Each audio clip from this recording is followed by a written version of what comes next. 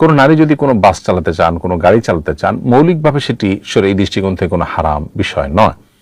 তবে নারী হিসাবে তিনি নিজে যখন চলবেন, বাইসাইকেলে হোক, মোটরসাইকেলে হোক, বাসে হোক, যখন চলবেন কিংবা ড্রাইভিং সিটে থাকবেন, সর্বাবস্থা তাকে শরিয়ার পর্দার বিষয়টিকে মাথায় রেখে চলতে হবে। বিধায় পর্দা বিষয়টিকে মেনটেন করে তিনি এটা করতে পারেন।